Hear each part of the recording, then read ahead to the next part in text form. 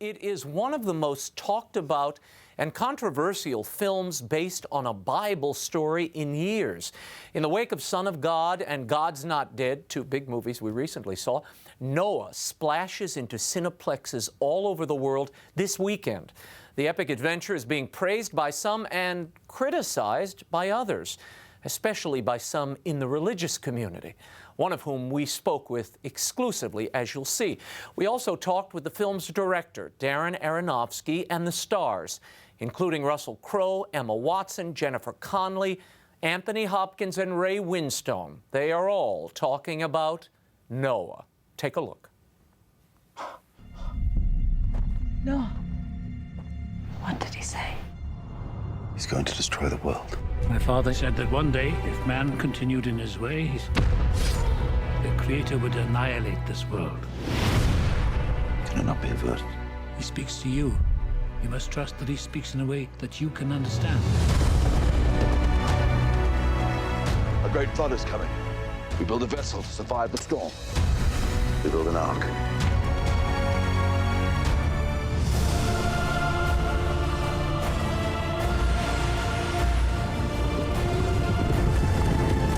Remember, Noah, he chose you for a reason.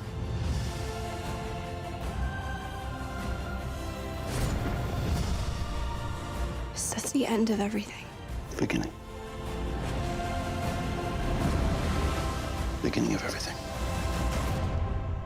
Emma Watson plays Elah, a girl Noah and his family adopts, who later joins them on the Ark. When we met the actress, best known for her work on the Harry Potter films, she was effusive, fun, and compliments work every time. You are so wonderful. Thank you so much. Can I ask a huge favor? Yes. I'm allowed to take a headshot of you. If you let me get in it it with you and you send it to me. Okay. Well, you have to ask. I know, they're telling me no pictures, but okay, go ahead. I know, but I'm breaking the rules. Okay. Why does she get to take pictures and I can't take pictures? I want to start with, you are really a major catalyst in this story, and it's a subplot people may not be expecting. I don't want to ruin it. I can't talk about all of it. But there is a line that Russell Crowe says to you at one point that I think kind of captures a very life-affirming theme I want you to comment on. He says, I thought you'd be a burden, because they find you, they rescue you, they pick you up, you become a member of this family. I thought you'd be a burden, but you are a precious gift, he says. Tell me about that moment and how that illuminates, if you will, this entire story.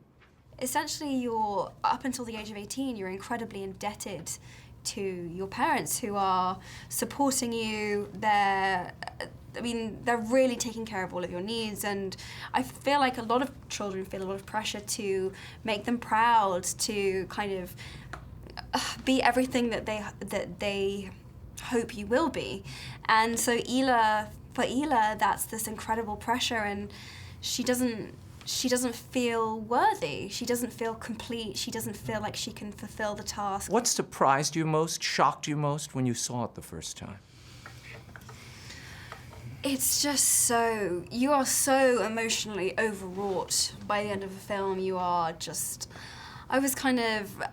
It's difficult to even process in one sitting. I'll be really interested to see whether people go back and watch it multiple times, because it's just so much to take in. Yeah. In Noah, Sir Anthony Hopkins plays Methuselah, Noah's mystical grandfather. Sir Anthony, tell me, how did you prepare for this? You're playing a 900-year-old man. It's hardly typecasting. Well, I didn't need makeup. Come on.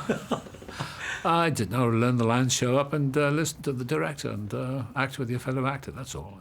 What would you say to those who might be startled by this take? They have expectations of kind of, the sandals and the long robes, and this has Charlton Heston type. Right, Charlton Heston sort of, we think we know this story. Yeah.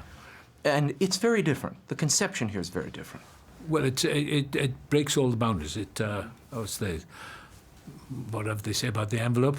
What do they call it? It breaks open the envelope, rips open the envelope. Yeah, and it's a broader sweep than the conventional biblical story. Jennifer Connelly plays Noah's wife, a character one hears very little from in the Bible, not so here. And you really create the emotional center of this piece. I mean, there's that moment where you and Noah have that great confrontation. I don't want to ruin it but it is such a moving moment for the audience. But finding that in the midst of all this, in this huge epic, that had to be a bit of a struggle because there's so much going on in this movie. Well, that's what Name is. That's what my character is. That's what she's coming from, is love. She's love. She's fighting for love. She's fighting for goodness, the goodness that she believes must exist in humanity. She's fighting for humanity. And so that's my job as an actor. I'm fighting for that corner. There's a lot of stuff going on, and there are effects, and there's water, and there are all these things, and there are all these spectacular things to look at. But as an actor, my corner that I have to protect is the emotional content. So, you know. You were inspired by Proverbs 31, I was intrigued to learn. I was. During your research. Tell me about that. Well, I felt, obviously, a great responsibility playing a character that's in the Bible. And yet it's an interesting endeavor because you don't learn anything about Noah's wife when you read Genesis. Right. But Darren and Ari Handel had written her as, I think, a quite virtuous woman. So I was interested to investigate how the Bible would describe a virtuous woman. What did the Bible have to say about what that meant to be a virtuous woman? And I found Proverbs 31 to be very interesting in its account. And what I found very interesting was the strength that it detailed. How industrious a virtuous woman would have been, what kinds of jobs she might have been doing. So I talked to Darren about that, and we tried to integrate some of those things. So in little ways, in little details, you feel that she has her own life. She has her own things that she's not just only existing within the scenes, but that she's coming to it doing other things because she would have been doing so many things. Director Darren Aronofsky won a writing competition with an essay he wrote about Noah in middle school. Since that time, he has long wanted to turn the classic tale into a film. I hope to discuss his recent meeting with Pope Francis, but Aronofsky had other ideas. EWTN? EWTN. What does it stand for? Eternal Word Television Network. You're eating my time, Aaron. Oh, What sorry. are you doing? Give me those. I apologize. I want the clock reset. Sorry. I'm playing. Let's start with this meeting with Pope Francis that just took place, which was unexpected. We heard all the press, oh, you're not going to get the meeting. You ended up getting the meeting. Tell me about it, what it meant to you. It was amazing to be there in St. Peter's Square. And it turned out it was Father's Day in Italy, which was great. And I had been inspired for a long time by his, talking about the stewardship and our responsibility to creation. That's what he talked about in his first sermon, and a lot of those ideas connect to the animals and to Noah's Ark in a lot of way. And so I was excited to sort of stop by and see, and then to be there on Father's Day, and he was talking about how all fathers need to be fathers for all children. And then he started talking about how to be a father and that it's important to have love and show love to your children, but also, if they do something wrong, to encourage them and to, have the right guiding hand. And those themes and ideas are really a big part of Noah. We've always talked about, what does righteous mean? Because Noah is described as righteous in his times. And most people think that means he was good, but the word righteous, to theologians really is this idea of a combination of justice and mercy. And as a parent, how we would always think about it is, if you're too just with a child, too strict, you can destroy them. And if you're too merciful, you can spoil a child. So finding that balance of justice and mercy is how to be a good parent. And so to see the Pope talking about those ideas as I'm thinking about them was really a great experience. Yeah, and this is really Noah's struggle at the heart of your vision here for this Noah story. It is that balance between mercy and justice. And he really does wrestle with it. That great line that he says to Emma Watson's character, I thought you were a burden, but you're a gift. You're a gift to us. Exactly. And that really is the central theme to this Absolutely. film. Well, you think about it, it's the fourth story in the Bible, right? It starts with the beauty of creation. Then it's the original sin, Adam and Eve. And then it's the first murder, right? Cain kills Abel. And then there's an incredible time jump. It goes 10 generations, and the next story is God was so grieved in his heart that he wants to wipe out creation. So thinking about that, to go from creation to wanting to wipe it out and start over again. What that must have, in our humility felt like, was something we wanted to try and personify and connect to Noah. Now, you trained in field biology. Yes. You majored in social anthropology at Harvard. As I was watching this film, I'm not going to put words in your mouth. How did this shape your visual understanding of Right. the sweep of creation. Right. And Noah, he seems to be very obsessed with his herbs and healing creatures. And Right. Well, I mean, you know, the first kind of command in the Bible, for you know, is God to Adam says in Genesis 2:15, he talks about, here's the garden and it's yours to tend and to keep. And to us, that was, you know, a really interesting theme because somehow we fell off that track, and the line of Cain, you know, corrupted the earth. That's what it says in the Bible. And so we decided that the line of Seth, which Noah is a descendant of, maybe should be more connected to what was commanded in the garden, trying to connect, trying to get back to the garden, and trying to take care of it and to tend and to keep it. So for us, it was really important to connect that ecological message to Noah, who was there to save the animals. Right. And that's what he was doing. He was saving the animals. And to us, that was a really rich idea. Ray Winstone stars as the villain of the piece, Tubal-Cain, the last of the kings and a fierce warrior. When I heard talk of miracles, I dismissed them. But then I saw the birds with my own eyes, and I had to come. There isn't anything for you here. No. This all belongs to me. This land, this forest, that stronghold of yours.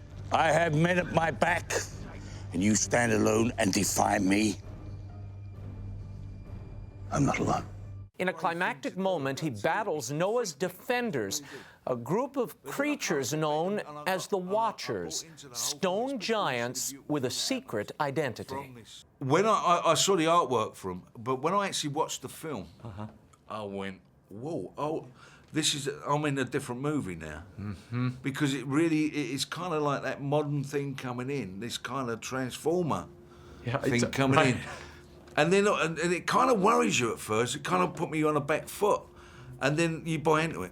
Yeah, no, it's this Middle-earth quality. And it's kind of a brave thing to do, I've got to tell you, because it freaked me at first, it really did. But then I kind of sat back and I bought into the whole thing, especially when you see the beautiful thing that happens from this, you know, during the course of the film. Right. And it's a really brave way to go, I think, from Darren. I want to talk for a moment about the Watchers. Sure. These are dramatic, almost, it feels as if you're in a magical realm, almost Middle-earthian. Right. Because it is before our understanding. Their concept of God is very crude. Tell me about that decision. It is a bold notion. You look in the Bible, and this the description of the pre-Diluvian world is very, very different than what we understand the world to be. First of all, of course, it was a time when miracles were everywhere. You know, they were, you know, everything in the Noah story is miraculous, from the deluge to the Nephilim on the planet to the Leviathan to people living for hundreds of years. Everything in it points to a very, very different time and a different kind of conception. So we wanted to capture that because once the flood happens, we're in our world. But before that, I think it is a time of, you know, where there were no real commandments from God. There were no laws. The Noahic laws happened after the flood. The Ten Commandments happened much later. So we needed to kind of create a world that made sense with all the rules that were there. We didn't want to impose stuff that happens in the Bible later onto that story. Still, some religious leaders, even those who have yet to see the film, believe there are impositions onto the story. Too many liberties are taken with the biblical account, they claim, including a controversial subplot involving Noah that appears nowhere in Scripture. Other leaders, like Saddleback Church founding pastor Rick Warren, whom we spoke with exclusively, took offense at Aronofsky's recent comments about the film. What I know is what the director said. He said, this is the most unbiblical biblical film ever made. Then I say, why choose a Bible story? If you're going to choose a Bible story, why not stick with the Bible story? There's plenty of good fiction stories you can use. Why choose a Bible story? I don't have the permission to take artistic license with what God says. What I meant is we really wanted to reinterpret reinterpret the biblical story, the biblical film. That it's been 50 years since Cecil B. DeMille made the Ten Commandments, and then after that, John Huston made that Bible film, which didn't work too well. But no one's really done the Old Testament in a serious way in 50 years, and that was a big undertaking because we needed to reinvent the genre for a 21st century audience. In what way is Darren's interpretation of this story different from the one found in Scripture? Well, you know, that's an interpretive thing, you know.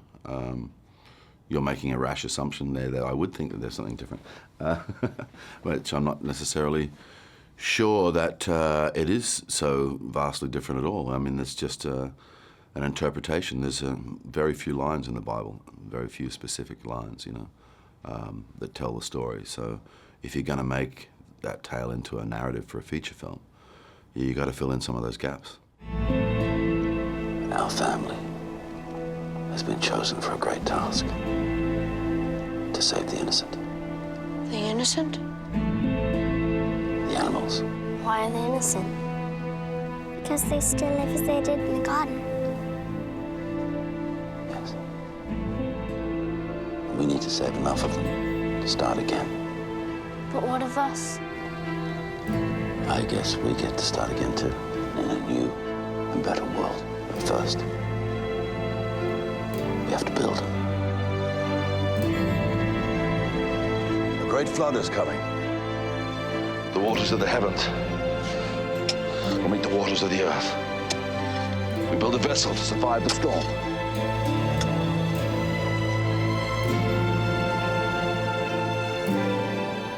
We build an ark.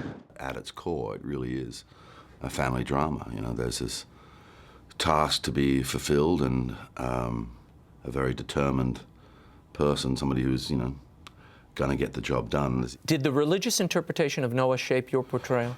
You know, I mean, you know, some religions say Noah is a prophet. Some people talk of him in terms of, you know, having sort of superhero status, but he was, in my mind, just a man, given a particularly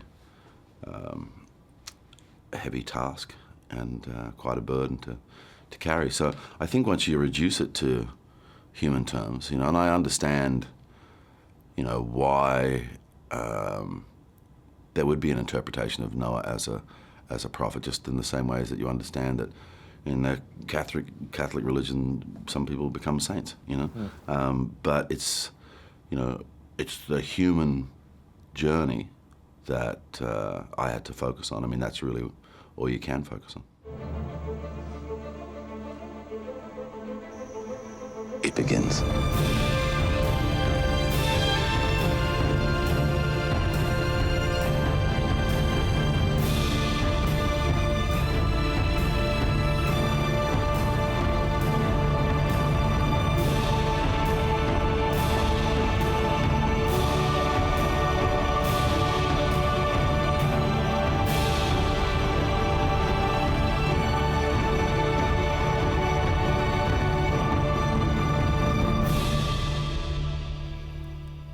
Noah has a PG-13 rating, and frankly, no one under that age should see it. It is at times an unsettling tale, particularly due to the dilemma faced by Noah on the ark itself. He is convinced that God means to end humanity with the flood, and so there should be no more people after the passing of his clan. That idea is dramatically upset while on board the ark. Now, I shan't say any more for those of you who will see it, but biblical literalists will likely be disturbed by that storyline. Still, for those of you looking for an intriguing window onto a staid tale, you may be surprised and startled. Some of the special effects are extraordinary. The fantastical Lord of the Rings inflected scenes seemed arbitrary to me, as was some of the violence. But this is a big Hollywood epic. It is certainly not a Sunday school class. And beyond the environmental chatter and Abrahamic allusions, there are some fine acting performances. Connelly and Crowe are especially accomplished here. So let the debate begin. Noah sets sail this weekend, and if you see it, let us know what you thought. Go to my Facebook page, or you can tweet me at Raymond Arroyo.